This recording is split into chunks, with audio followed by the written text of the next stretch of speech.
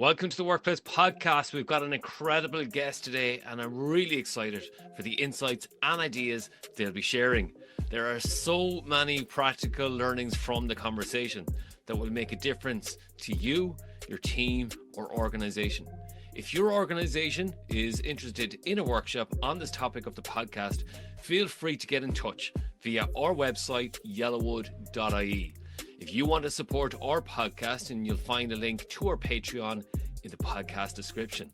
Thanks in advance for listening and your support. Now, let's take a different path to success. Welcome to the Workplace Podcast. Rejoining the podcast to discuss her latest book is Melody Wilding.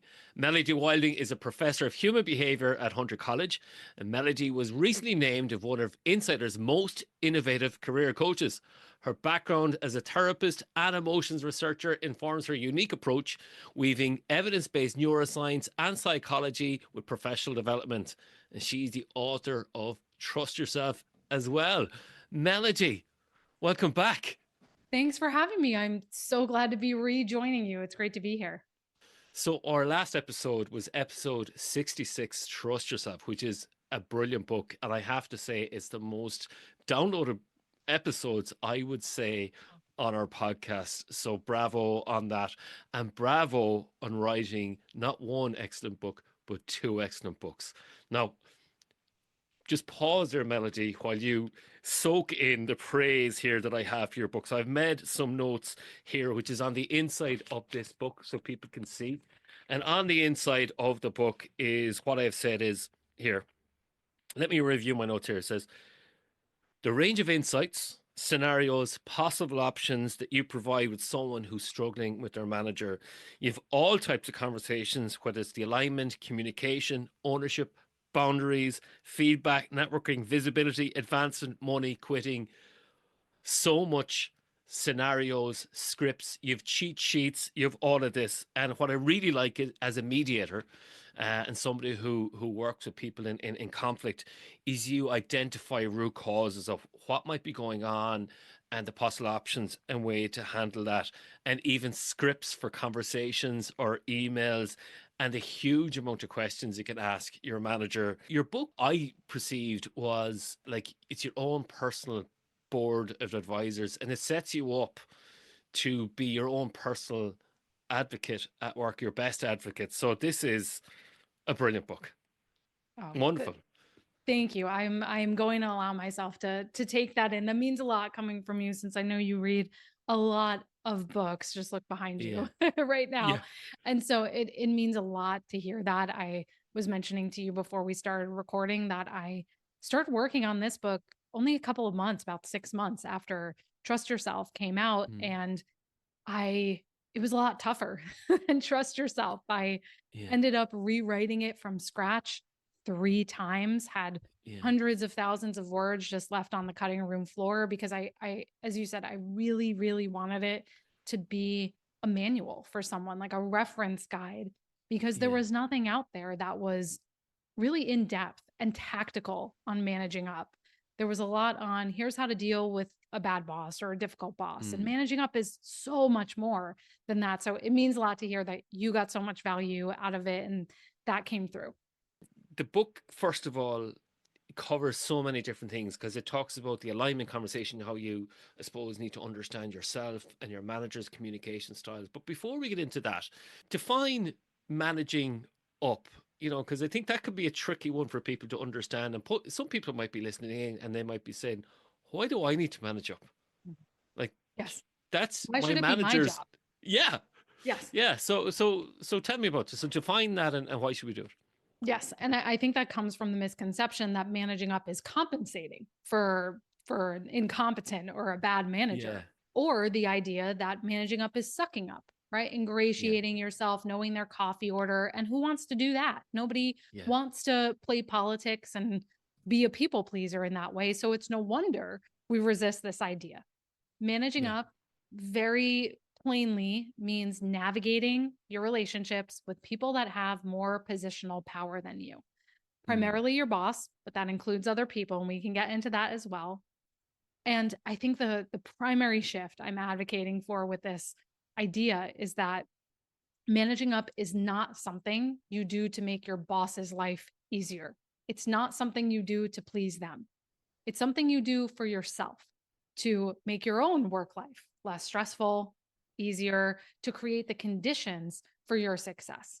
And that's a fundamental shift that actually this is about you creating the career you deserve, getting the respect, the recognition, the compensation, and being able to feel a sense of agency at work instead of just feeling jerked around by the whims and the personalities around you.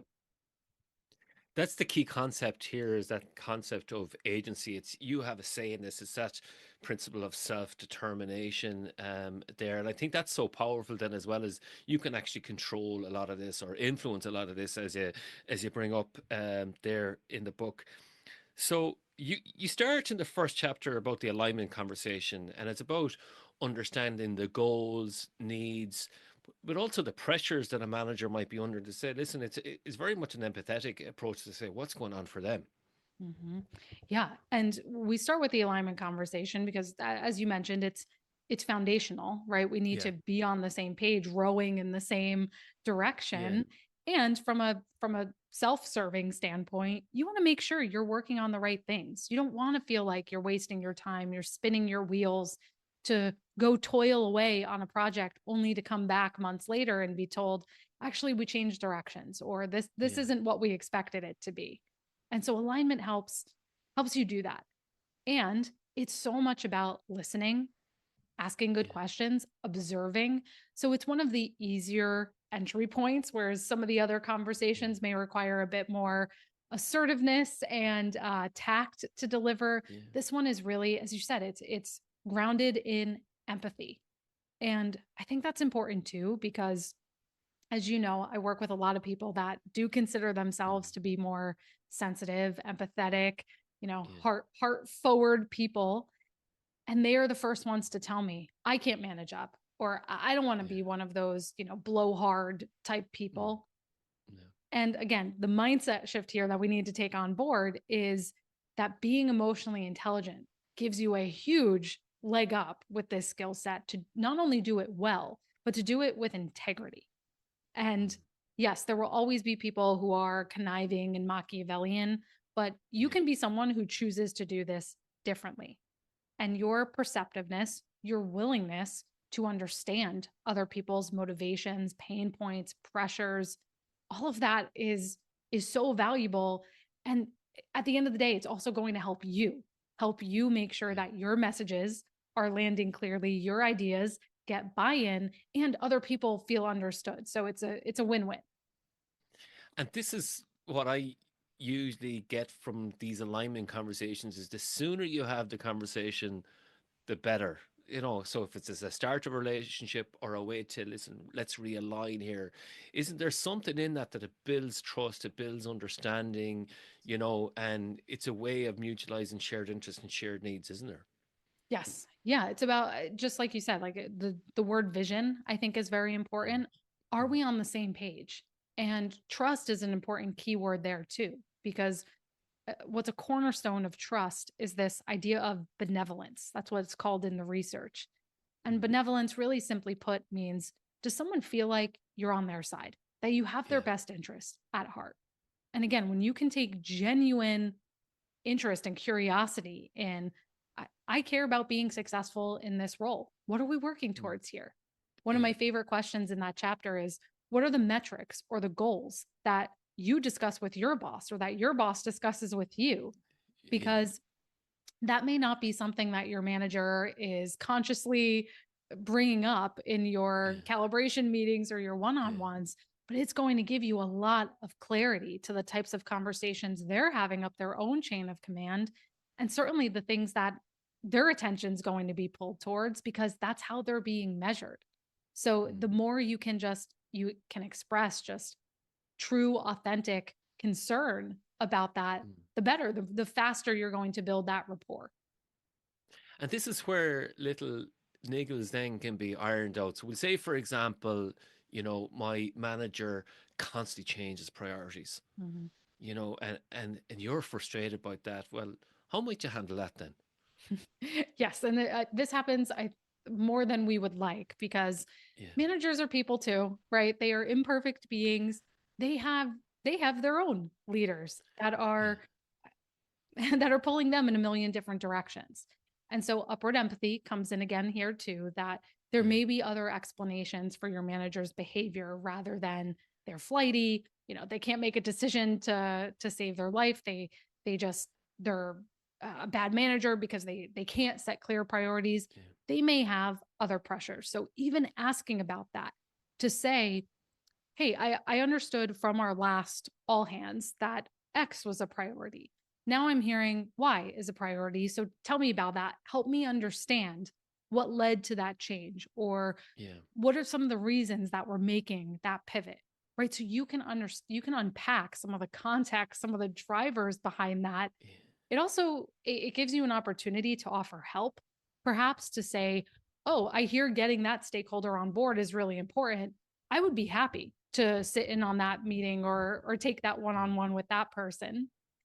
Uh and, it gives you an idea to what really drives things for your manager. So, just having that additional context, it helps you take things less personally, instead of thinking like my manager is doing this to me and Yeah. being difficult. You start to see, oh, there are other factors at play here that if I can see them with open eyes, I don't have to take this personally. I can deal with reality as it is in a grounded sort of way. And that's what's so good about your approach, is that even the language that you use there was so constructive versus falling into these little, shortcomings that we might have, and those heuristics of kind of going, oh, what's the easiest explanation for this, is that they just don't like me, or something like that, where it's understanding context. And then let's just do one maybe negative one, if that's okay, right? Sure. Is the control freak, Yes. and then upward empathy there is maybe useful. And then again, I take it. Yes, it's harder, right? And Yeah. I'm not saying, upward empathy does not mean acceptance. It Yeah. doesn't mean you have to like what's happening. It just means you see it for what it is, right? You are Yeah. making an attempt to understand it. And so when you're working with someone who is a bit more of a micromanager and a control Yeah. freak, one of my favorite strategies is to focus on doing rough drafts, to Yeah. not, because I think what happens is when we feel like we're under a microscope, we fall into perfectionism and think, I Yeah. have to make this bulletproof before I Yeah. show it to my manager. And we spend all this time squirreling away, working on it. And then we come back and our manager pokes holes in it and Yeah. we feel demoralized and the cycle goes round and round.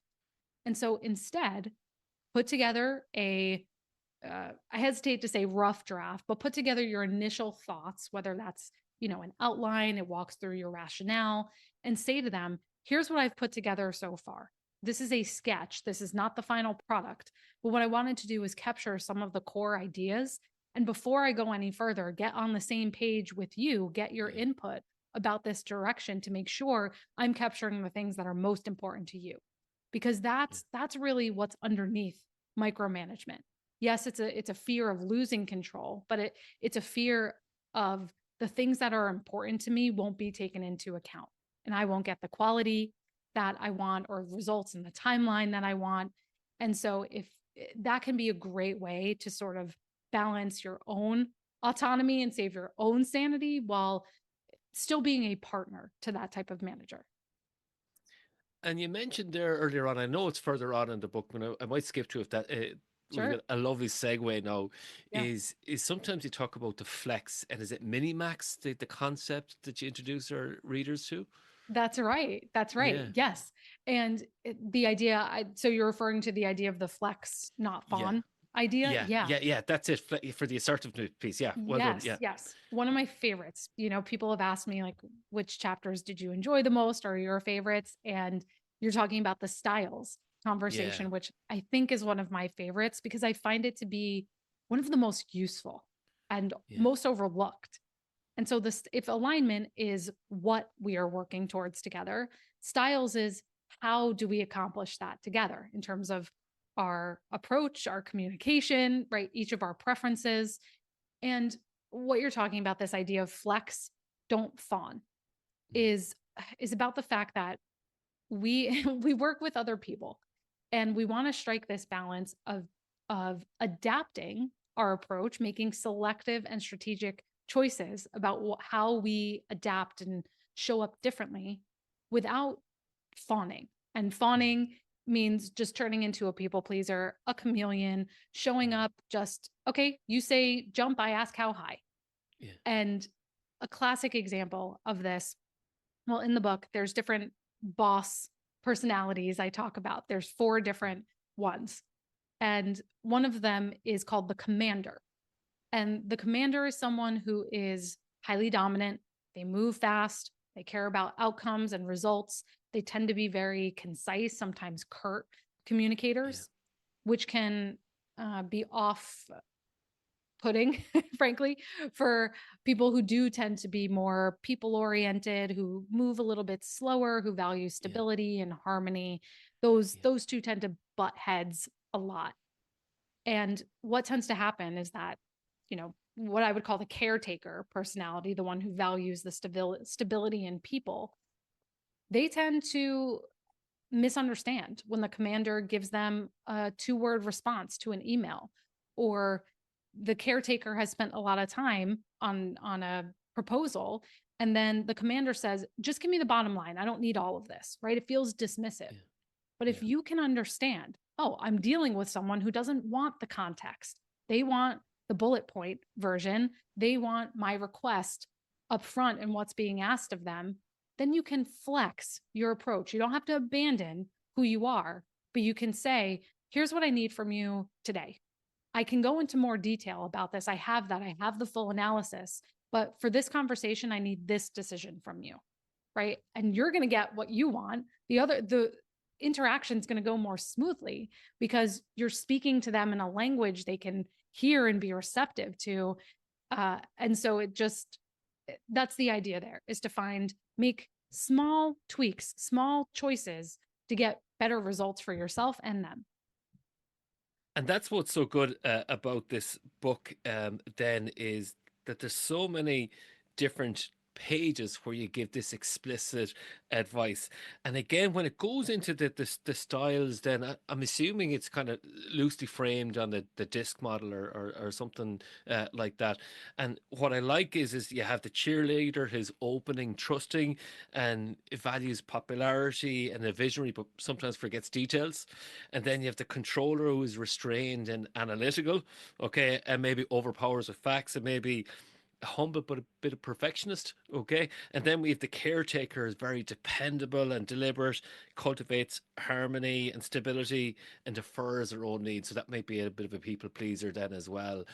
And this, we fall into these as well, isn't it, as our managers do. So it's you're trying to figure out, well, what are my needs and what are their needs. And this is what's so good about the book then, is you write a bit of advice here, is create your own me manual. Yes. Brilliant concept. What is a Yeah. me manual? Yeah, and also just to back up a second, you were referring to the DISC, right? That's Yeah, another yeah, sort of personality assessment. yeah, And what many of these communication style assessments, including the one in my book, are based on is what decades of research have shown, is that people's personalities, again, generally speaking, we're all a yeah, mix of all of yeah, these, but we break down into that dominance dimension, right? yeah, And sociability, right? And then if you map those two, you get these four quadrants. yeah, And just as you said, all of us, we're all a mix of all of these. Personally, I would say I'm a bit of a caretaker, controller type. The controller is very like precision oriented, wants the yeah, data, tends to be rigid sometimes. All of them have pluses and minuses and different motivations. But I also know that, especially now, increasingly, I have to embody more of the cheerleader because I need to mm, motivate people. I need to inspire. I need to show up with a lot of enthusiasm. mm, And sometimes I have to take on some of the commander qualities. Like if a mm, decision needs to be made quickly and I can't wait to get everybody in my team on board, we have to move. So there are also context dependent situations where you may want to take on traits of the other style. But to your point, yes, we're all a mix of these. And the me manual is an exercise for you to get clear on what are my preferences, right? Mm. Yes, it's important to decode the people around us, but know thyself first. If you don't do that, then you are more at risk of just adapting yourself to everyone who's around you because you don't have a solid identity and foundation of Mm. yourself. And so your me manual, there's an entire um, exercise for that in the book. There's also a template available when you sign up for the bonuses that come with the book. Yeah. And it's really about you taking time to articulate, probably for the first time, how do I like to give and receive feedback? Yeah. In what ways do I learn best or process information?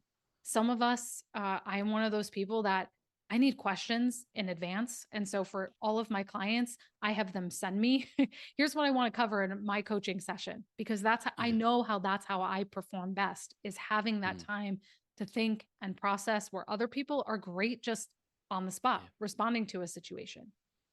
And it also covers things like, what are some of your non-negotiables in terms of Mm. boundaries, your work hours?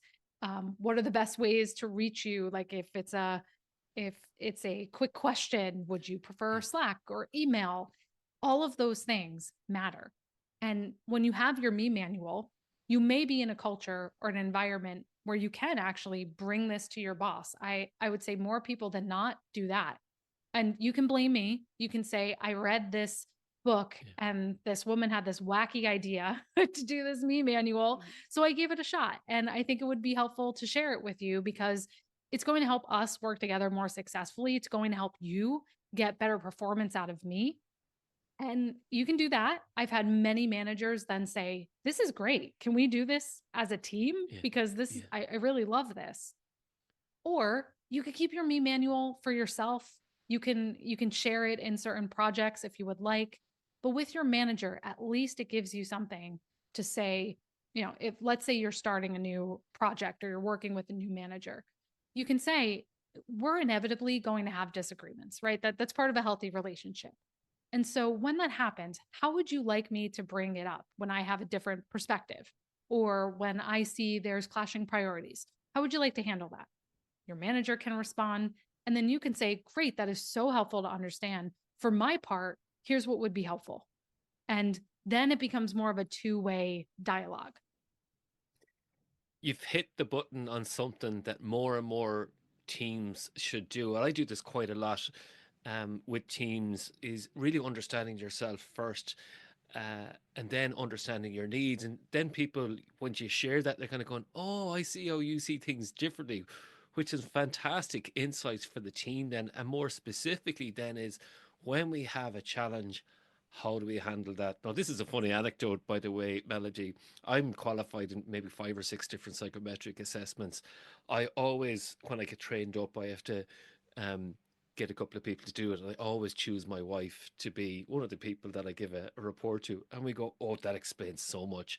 So I do think it does provide wonderful ways of how people make decisions, how they like to communicate. And again, maybe if there's stressors there or whatever, that we're not purposely doing something, that it say, okay, this is unintended no here, and let's find a way of working in a more productive way.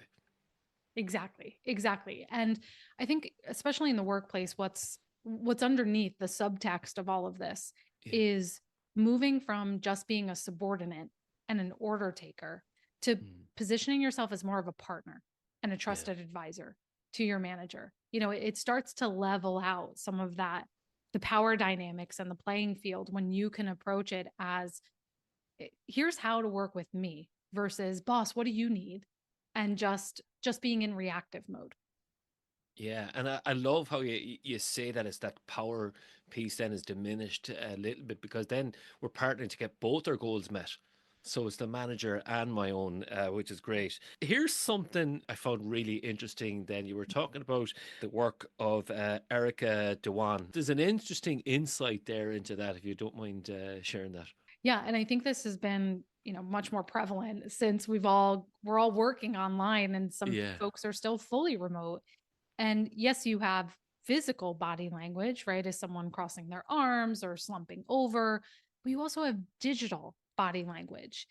We need to pay attention to nuances around that. For example, like what medium does somebody use to communicate certain messages?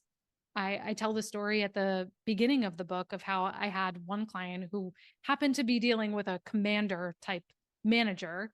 And he was someone where if she sent him an email, she would not get a response for a month. But Mm. if she texted him, right, that she would get almost an immediate response. And so Yeah. she had to read that digital body language to understand like which channels am I more likely to get a response in for certain types of messages I need to send. Do we use all caps? Do we use formal language? Do people turn Mm. their cameras on, keep their cameras off? Who speaks first in a meeting? Who asks questions? Who's there and not there? All of these are digital behavioral signals about the structure of the organization, some of the unspoken rules or hierarchies that exist that we may overlook otherwise. There's a part of this is where you're encouraging the reader to take a lot of ownership over their own behavior, over, you know, understanding their manager and also their team members, to be quite frankly, because it's hard to look at your managers and not look at your team members. Um, like, what's the role of ownership in this book then? Yes. Yes. Well, funny enough, there's an entire chapter called the ownership conversation. Mm, And it's very important because what I see ownership as an extension of agency, right? yeah, Agency is all about, do you feel like you are having an effect on on the environment and the situation around you? yeah, And taking ownership, right, is the action of doing that. And so, how I describe ownership is, do you see problems, opportunities that you want to move forward with that may be a little bit outside of your job description? yeah, And how do you do that? How do you do that without stepping on toes? Because it's going to give you a greater sense of meaning if you feel like I am fixing things that are helping myself or other yeah, people.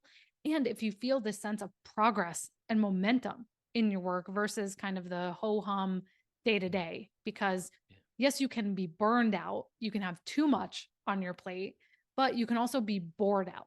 You can yeah, be under challenged, and that's where ownership really comes in, is to make sure you are doing work that is meaningful to you. It's creating a triple win for you. It brings satisfaction, it builds your skill set. It's beneficial to your manager and beneficial to the organization as a whole. I just recorded a podcast with Quaylen Kellingrud, and we talked about this concept of capital experience. And that's where this aspect of ownership really, if you're young in the workplace or you're trying to get a promotion or advance your career, then is taking ownership, then builds up that capital experience. I think it's a brilliant concept. And you have then outlined in the book, just so as you know, the different types of problems, if there's upcoming uh, projects or if there's innovation opportunities or bothersome bottlenecks, you describe a whole approach to say what to ask yourself and then ownership in action. Do you mind talking through one of those, just an example there? Because I think so many people should read this chapter, especially. And we'll go into boundaries because if I'm honest, Melody, we could do a whole podcast on one chapter alone. I'm trying to Yes, breadcrumb it here for our listeners. So, just an ownership and action piece before we go into boundaries. Just to tell of me a little course. bit about that. Yeah. Yeah, and so what you're saying, all problems are not created equal. And Mm, you want to pick the right problems to solve. Ideally something that satisfies that triple win. I was saying just a moment ago. So, let's take something like a neglected need. I think we've all been in meetings where there's that one agenda item that says, "Oh, well, we'll have to revisit that, in Q3," or it just keeps getting pushed to the bottom of the list. You may hear things from your boss or your colleagues like, "Oh, we really have to fix that." "Oh, it would be great if we had XYZ." Those are all signs of neglected needs. What unmet priorities, what keeps falling by the wayside and is overlooked. And so it may be something like team training gaps, for mm, example. Like maybe people need AI training. That's a place right now where I'm seeing a lot of people step up. I just had one client who she works as a program manager. And what she did was create an entire voice style guide for the leader of their unit so that everyone on the team could create communications or rough drafts of communications rather in his voice. And that was a neglected need that filled a very important gap that's now going to make them more efficient. And so, another example of this, I had a client, it was a few years ago now, but his firm acquired another company and he worked in legal. And so what ended up happening is that all of his colleagues went in one direction and went towards the new opportunities that were created by this merger. Yeah. And you know, I forget the exact details of what they were working on. But what he saw is there was a vacuum created because of that. There were all these like lingering due diligence issues that had to be Mhm. wrapped up with the sale, and it was kind of, I think, viewed by his colleagues as grunt work. It Yeah. wasn't the Yeah. shiny object stuff. Yeah. But what he did was he focused on that. He, buttoned up all of the matters with that, and because of that, he got direct access much more to his own manager, but also his skip level Yeah. manager. And he really became close with them. He became the word trusted advisor to them. And that Yeah. led to less than a year later, he was given a promotion because they had so much more visibility into what he was Yeah. capable of. And he was a really important asset to them and Yeah. solved a very pressing pain point when they needed it the most. I'm going to change direction quickly. Yeah. You just mentioned skip level manager, and that Yes. reminded me where if you want to advance your career, and your manager might be blocking you a little bit, that a skip level manager could be a way to go. In the book, you say tread carefully. So just help us if we were to navigate that, because this is what this book helps you do is navigate. So where should we start with that one? Yeah, skip levels can be loaded. And I hope a meta skill that people learn through this book is organizational awareness, Mhm. which is reading the room, right? Yeah. Understanding the environment you're operating in and taking that into account before you just take action. This is really important in the case of a skip level because you may be in a workplace culture where I have lots of clients that are in more progressive organizations, startups, where skip levels are part of the process. They are instituted, everyone does them, they are expected, they happen regularly. Yeah. And then I have other clients who, when they read this chapter, left comments that said, "No way could I ever do this in my Yeah. company. It is too hierarchical. We are too traditional for this. My boss would would fire me if I did Yeah. this." And so you have to read the room. This may not be the first strategy you go to, but in all cases, I would say unless this is, a regularly scheduled part of your work that your boss brings to you, if you want to bring it to them, bring them into the process first and Yeah. say, we have talked about how I am trying to operate at a higher level. I want to understand more broadly what's going on in the organization. And I think that the easiest, fastest way I could do that is by sitting down with your boss to ask a few specific questions about 1, 2, and 3. Would you be open to me reaching out to them? You can do that. Or if it feels like a safer step, you could say, Yeah. "Do you think your boss would be willing to come sit in on one of our one on ones or even one of our team meetings so that it Yeah. doesn't feel so much like you're cutting your boss out of the process?" So we have beautifully navigated towards boundaries little because we're navigating boundaries there, and boundaries at work is kind of tricky at times for people. Why are boundaries important? Yes. Well, there's this dual focus that we're all, or tension rather, that we're all navigating in the workplace, which is you have to be a team player, but Mm. you also don't want to be a pushover and burn yourself out by taking on too much. And that's where the boundaries conversation comes in because Yeah. no is not a complete sentence in the workplace. Unfortunately, we can't Yeah. just say, "No, I'm not doing that" to your boss. Well, in very rare situations, can you do that? You Yeah. have to be much more diplomatic and savvy about it. So the boundaries conversation is really how do you push back? How do you do that well without burning bridges or damaging the Yeah. relationships around you? And so much of that comes down to understanding what is the leverage I have to do that. There's a concept I talk about in the book called your pushback power. And your pushback power is on the higher side if you have a longer tenure, you're more experienced in your career, have a very specialized skill set, if you have a strong relationship and trust built with your boss, if the culture is generally open to those types of accommodations and conversations, and your pushback power is lower if it's the opposite of all of those things. And it's important to understand that because that dictates how often and how forcefully you can say no. Yeah. And if, of course, this is a book for managing up. So for many people, our positional power is on the lower side, even if you're a director trying to manage up to a VP or the C suite, Yeah. your positional power is on the lower side. And so I always recommend starting by asking questions instead of just a knee jerk, no way am I doing that. I can't believe you would even ask with everything I have on my plate. Yeah. Or, sure, I'll do that without a second thought. Rather than those extremes, start by asking a question. What's driving the urgency here?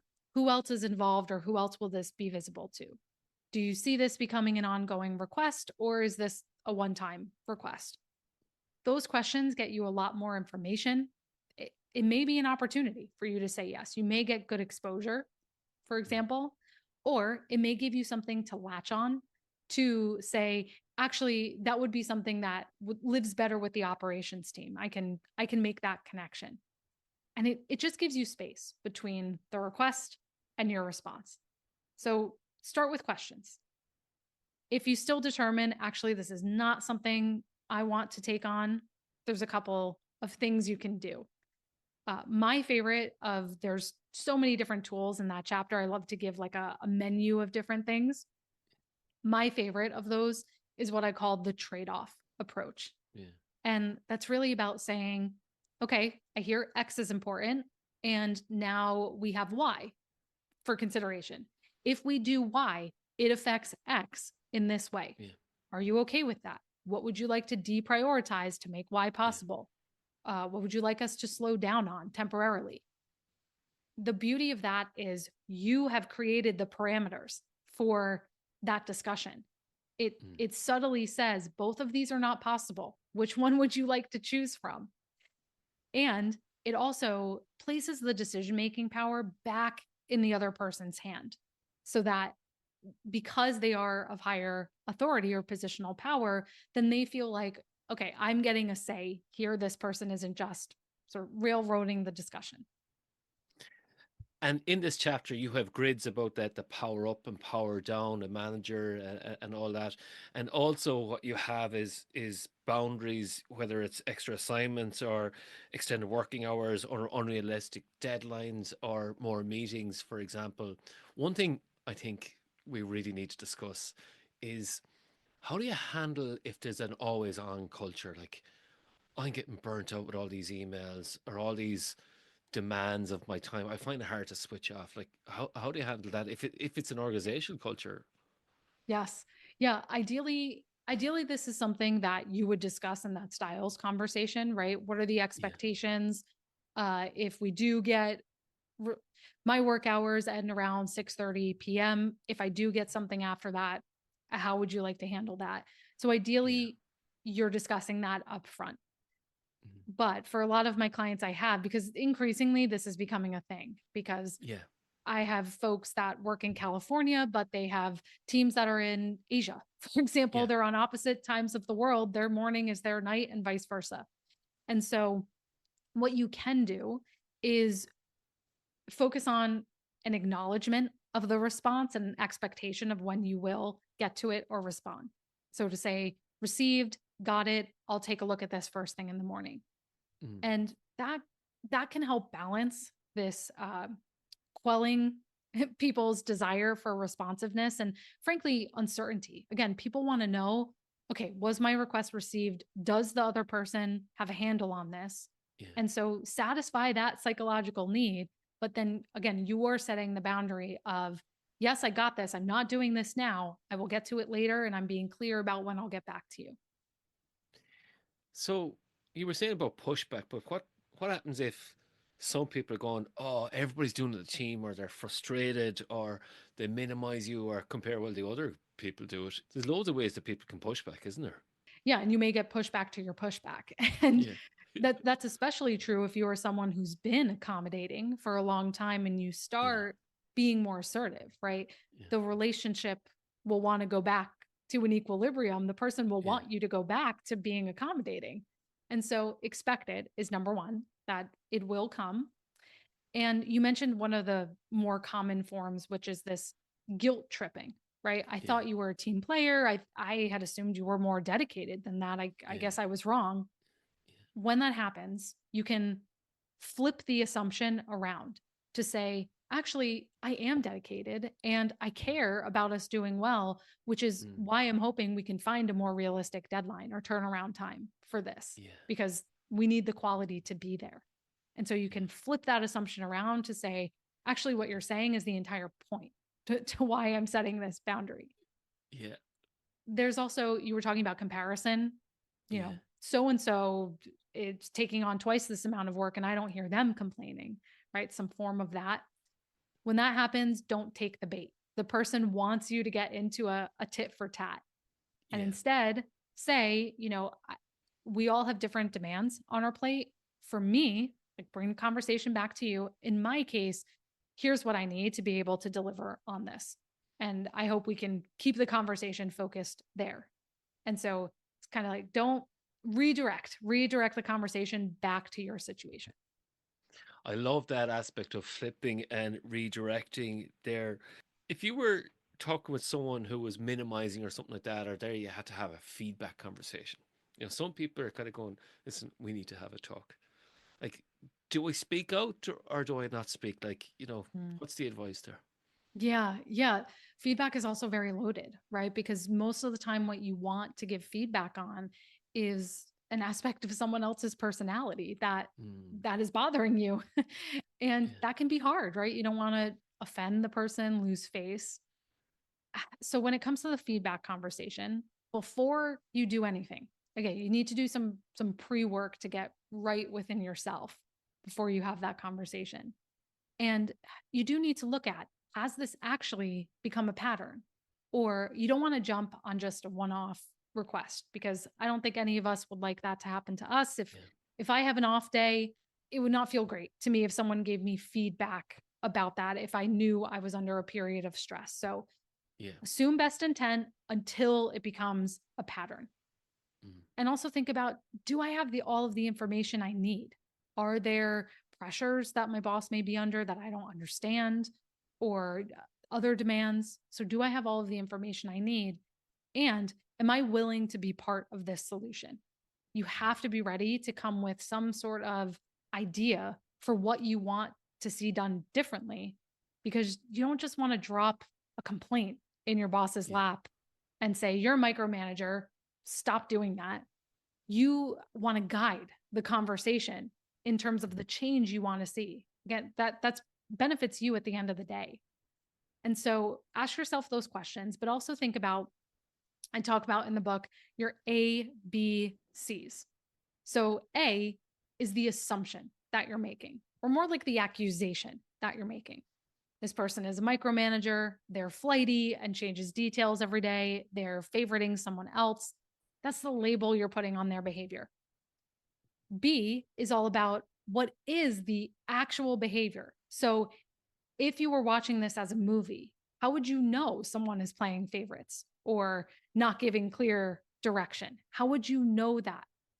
In the case of micromanagement, it may be that they're asking to see every slide deck before it goes out to a client. You have to run it through them first. And then see, what is the change? What is the change you want to see? Maybe with the micromanagement example, you suggest, I can come with a list of areas or clients I feel I can operate independently versus ones where you still want to be involved with oversight, and make sure we're on the same page about that. In the feedback conversation, you're not going to share you're not going to share your assumption, but you will share the behavior and the change you would like to see. And that makes it much more actionable for you. It makes it much more solution oriented. We have covered so much in this podcast. I wanted to go into visibility. I wanted how to advance your career. I want to go into networking, talk about micro giving, what questions to ask, how to introduce yourself. This book has it all. Melody, if people were finding out more about this book and about you, how might they do so?